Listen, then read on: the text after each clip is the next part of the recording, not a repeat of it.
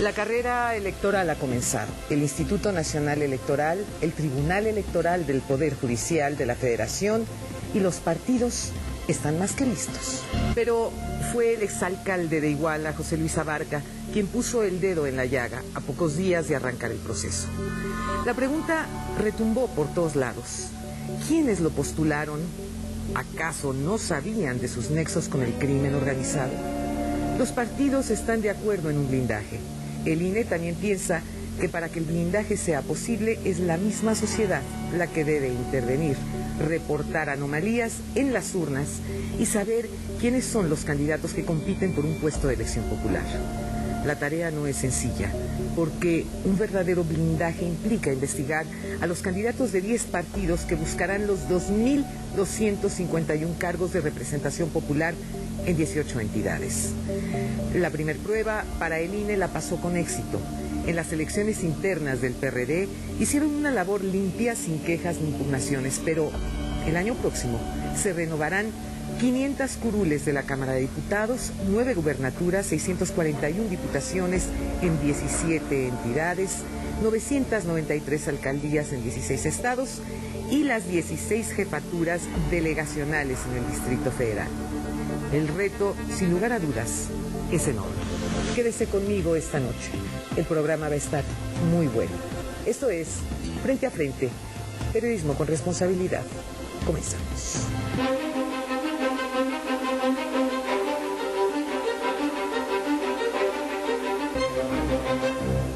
Y es un placer para mí enorme que se encuentre esta noche el doctor Ciro Murayama. Él es consejero del Instituto Nacional Electoral. Doctor, bienvenido. Muchas gracias por la invitación. Al contrario, gracias por estar aquí. Y más contenta me pongo todavía, porque se encuentra un queridísimo compañero de toda la vida, mi querido Raúl Sánchez Carrillo. Raúlito, ¿cómo estás? Lola, encantado de estar nuevamente en tu espacio, y es un gusto el reencuentro porque vaya que teníamos un ratito como de no coincidir. Así es, efectivamente. Al aire me refiero. Sí, por supuesto, absolutamente. Bueno, tenemos ya esta situación que estamos viendo en estos momentos, una situación verdaderamente angustiante, preocupante en el país, ante una imagen que se ha reflejado a nivel mundial, terrible, con todo lo acaecido ahí en el estado de Guerrero, y es entonces donde surge la pregunta: ¿cómo es posible que una gente que haya estado ligada al narcotráfico haya sido un candidato? ¿Por qué no se le investigó? ¿Por qué no se averiguó a qué se dedicaba este señor o su mujer? Es decir, este tipo de cosas son las que los ciudadanos ya no podemos permitir. Así es, yo creo que en efecto estamos viviendo unos tiempos ominosos de zozobra a los problemas viejos que tiene este país, como la pobreza y la desigualdad. Ahora se le añade pues esta presencia destructiva de la violencia dañando el tejido social, y ha permeado todo, incluso pues los cargos de elección popular. Es decir, se trata de un cáncer que le ha pegado a la actividad económica, productiva, al día a día de la gente, y pues la vida política forma parte del día a día de una nación, y pues hay este tipo de problemas. Creo que lo importante es saber identificar cuál es el papel que tienen las elecciones en un clima de esta naturaleza. Si recordamos lo que pasó en nuestro país hace 20 años, se dice rápido, pero 1994 precisamente fue un año donde también la violencia apareció en el horizonte mexicano, primero con el alzamiento zapatista, sí, después con el asesinato de Luis Donaldo Colosio, y en ese momento iba a haber elecciones presidenciales, las primeras después de las muy controvertidas elecciones de 1988. Sí. Y los actores políticos, el gobierno de la República, tuvieron la altura de miras para hacer que las elecciones se volvieran el cauce que permitiera una salida pacífica, ordenada, a ese momento tan crítico.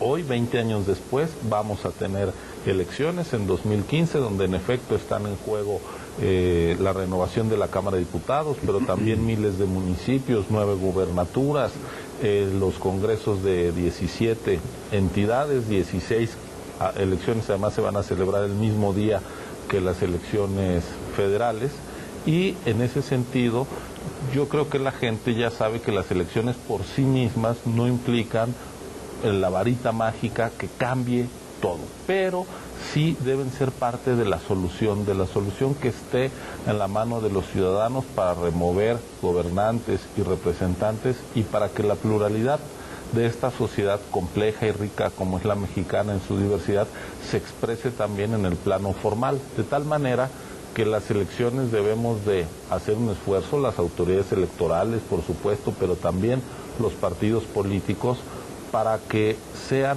un ejercicio cívico, pacífico, que oxigene este panorama tan contaminado, tan lleno de nubarrones, incluso de humo, y pues tenemos que garantizar que lo básico que tiene que ocurrir en una elección ocurra, que el sufragio sea efectivo y que la gente pueda decidir en paz y en libertad quién la gobierna y quién la representa. Por un lado. Por el otro, 2015 es un gran reto para la sociedad mexicana.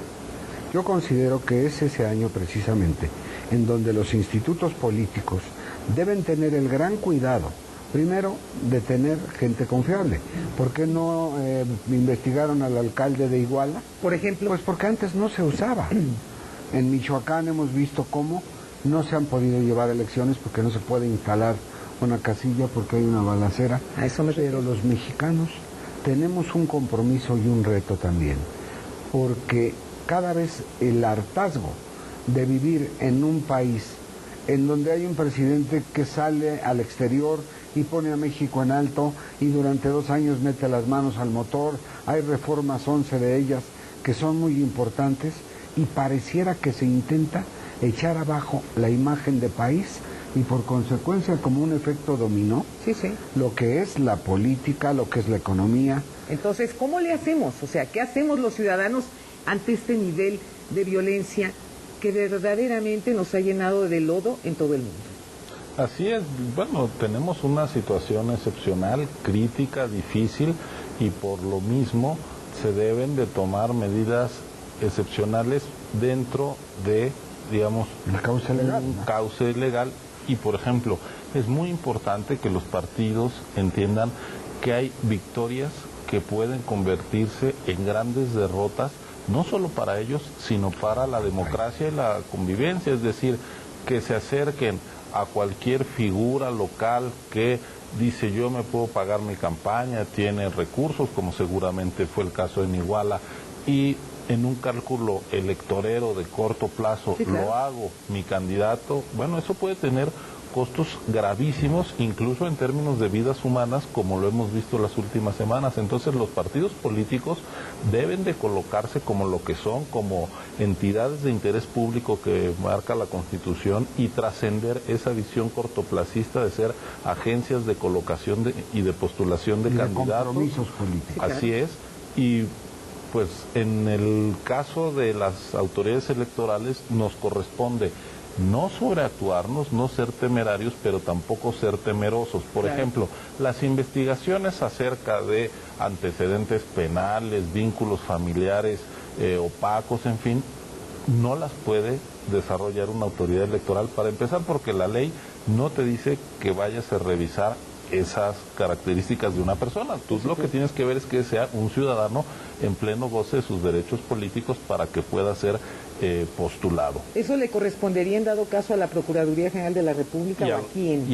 Así es, y a los partidos. Pero además hay que, las indagaciones, se hace mucha demagogia también, y hay que ser alérgicos en momentos tan difíciles como el actual a la demagogia. Es decir, cuando se dice vamos a blindar el proceso electoral y ya le empiezas a meter términos, digamos, militares, policíacos a las elecciones, ya empezaste mal. Sí, claro. Porque además empiezas a decir, nosotros vamos a garantizar que aquí todo mundo tenga un pasado impecable. Si no tienes los elementos para hacer los recursos, no digas que vas a hacer cosas que no puedes. Eso es demagogia. Y que los partidos no te pidan, demagógicamente, que les garantices la honorabilidad de los candidatos que ellos postulan. Ahí es donde entra su responsabilidad. Entonces, ¿qué es lo que tenemos que hacer nosotros?